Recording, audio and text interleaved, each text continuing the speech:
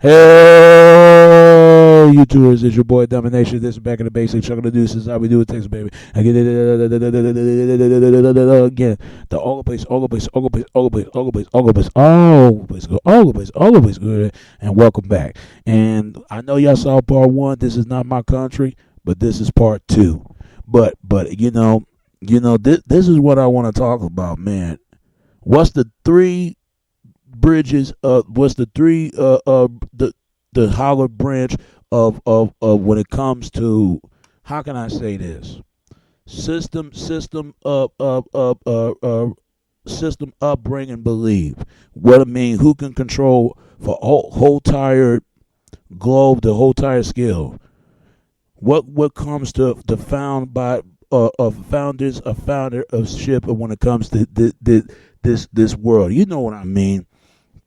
Who controlled the total entire branch of this luminary and illuminated of unnecessary system? I'm gonna say these three states you might be familiar with, but they are with the same different state, but except two other country and one United States. The Vatican and British Washington D.C. or Stanford District of Columbia. I mean, if you don't believe me, this is true. If British stand for London, and Vatican is all the way from Rome. All this stuff is nothing new. This been going on plenty of years and why. But this video's subject and this video close up of this footage I gotta show you. It will tell you a lot more information than I know, but it will show you. It will prove to you right here. Here it is. I hope y'all watch it. I hope y'all enjoy it. All right. Here it is.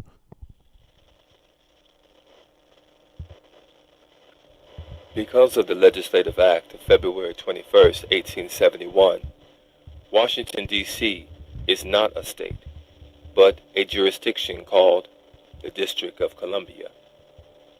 The evidence for this fact can be found in the 41st Congress, Session 3, Chapter 62, 1871, when they state, an act to provide a government for the District of Columbia, be it enacted by the Senate and House of Representatives of the United States in Congress assembled, that part of the territory of the United States included within the limits of the District of Columbia be, and the same is hereby created into a government by the name of the District of Columbia, by which name is hereby constituted a body corporate for municipal purposes, and may be contract and be contracted with, sue and be sued. In short, the 50 states are separate from the jurisdictional lands of the District of Columbia.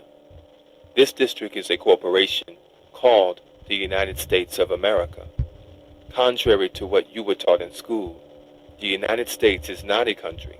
It is a corporation like IBM, General Motors, or Microsoft. This corporation has legal jurisdiction to do business and create franchises. Consider the other 50 states as franchises for the parent company of the United States of America.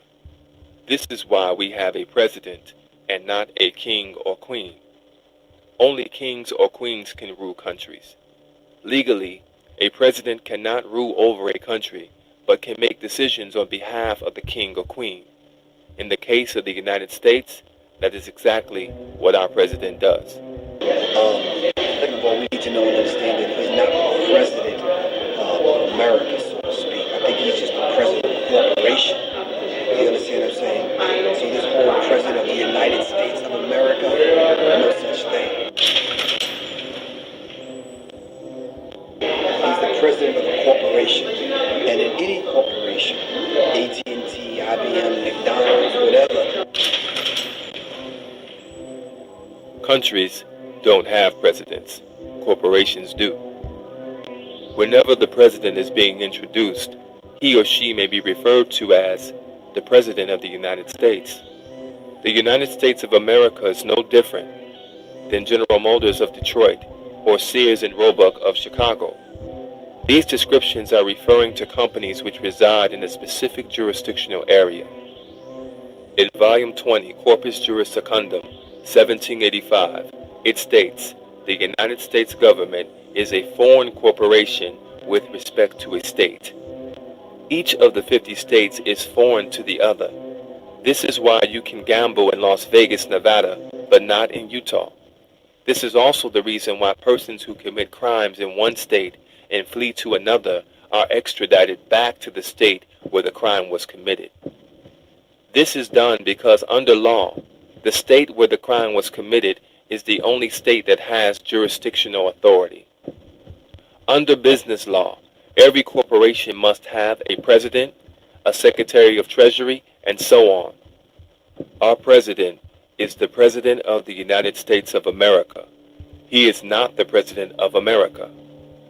This concept can be somewhat confusing, especially since America and the United States is constantly being sold to the public as existing in the same jurisdictional area on the map. The only connection the 50 states have to the United States Corporation is again either by contract and or franchise agreement. A part of this franchise agreement is designated by the status of individuals who call themselves citizens. This contract between the United States of America and the 50 separate states is called an adhesion citizens contract.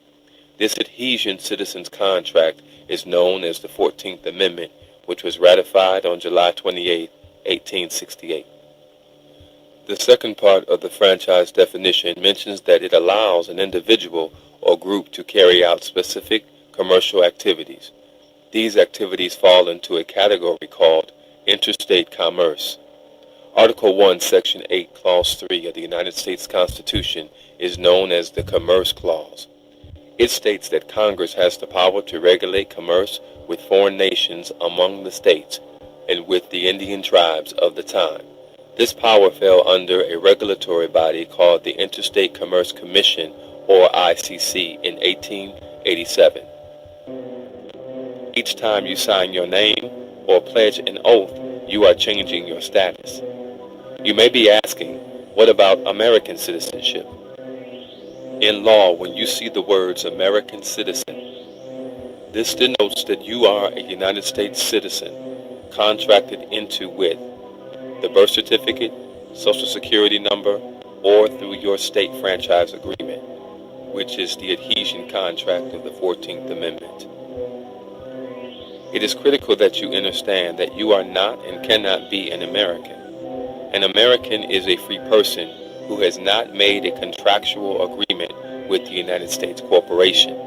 Remember, you are not an American. You are legally a citizen living in a foreign state.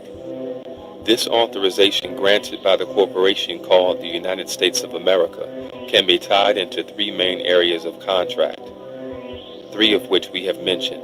We looked at the 14th Amendment, and we realized that this amendment was really a contract.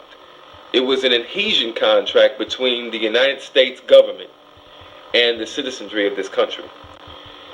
What that meant for African Americans was this. It meant that the old days of slave ownership, where a white male owns a slave on a plantation, was done away with. And what the owners who owned those slaves did was transfer their property, which were the slaves, from the slave owner to the United States government under the 14th Amendment.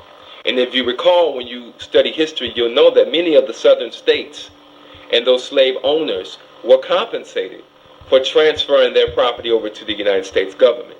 So what that means for black folks is this, is that you are not free, you are what is called emancipated. And an emancipation is not freedom. Emancipation is the transfer of property from one owner to another owner. This process has nothing to do with sovereignty.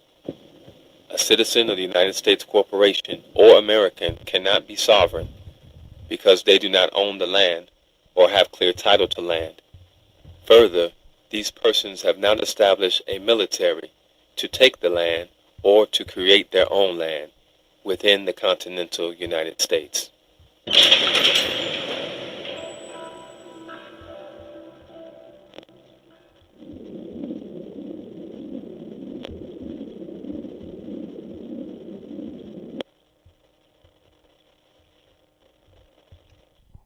I know that's scary, is it? That is so scary, is it? But let me tell you something. As what you seen is what you get. Is get to be seen, and never forget what you just seen. Because I know y'all saw part one, and I know y'all saw part one, and I know y'all saw this part two. But y'all gonna see this last of the final reality of part three. All right, part three is coming up. All right, stay tuned, people. All right, part three is coming up.